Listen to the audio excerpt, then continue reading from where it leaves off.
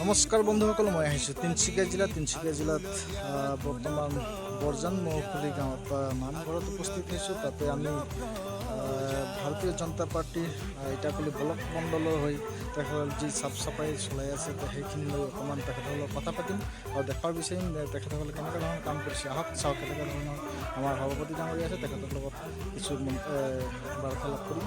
আহক তেখেতে কেনেকুৱা ধৰণৰ মন্তব্য। মহকুলি নামঘৰত স্বচ্ছতা কাৰ্যসূচী লৈছোঁ। এতিয়া অহা 22 তাৰিখে আমাৰ মন্দিৰ জড়িত থাকি ৰাম মন্দিৰত ৰামৰ প্ৰাণ প্ৰতিষ্ঠা হ'ব। তাৰ লগত সংগতি ৰাখি আমাৰ দলৰ প্ৰধান নিৰ্দেশ আছে 18, 19, 20 সেই 3 দিন আমাৰ অঞ্চলত থকা নামঘৰ, মন্দিৰ ইত্যাদি ধৰ্মীয় অনুষ্ঠানসমূহ আমি স্বচ্ছতা কাৰ্যসূচীলৈ চাফ চিকুণ কৰিব লাগে।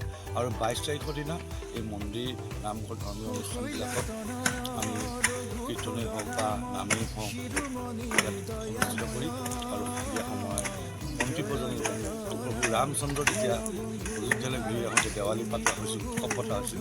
আজি 500 বছৰৰ মূৰত আমাৰ মন্দিৰ প্ৰতিষ্ঠা হৈছে। ৰাম মন্দিৰত প্ৰাণ প্ৰতিষ্ঠা পাব ৰাম প্ৰভু। গতিকে পুনৰ এবাৰ আমি ডাঙৰকৈ দেৱালী সদৃশ আমি ইয়াত চাকি বন্তি জ্বলাই দেৱালী উদযাপন কৰিবলৈ আমি দলৰ পৰা নিৰ্দেশ হৈছে। আৰু তাৰ আৰম্ভণি হিচাপে আমি এই নামঘৰত আজি স্বচ্ছতা কাৰ্যসূচীলৈ নামঘৰ চাফ চিকুণ কৰিছোঁ।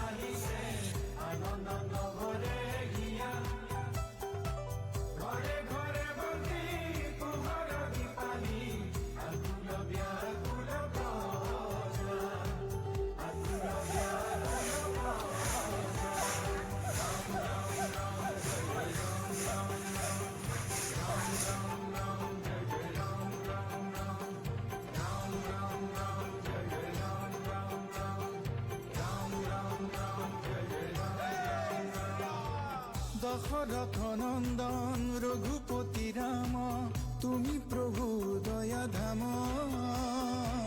তোমাৰ প্ৰবেশে অযোধ্যা নগৰে ধন্য ভৈল প্ৰজাগণ।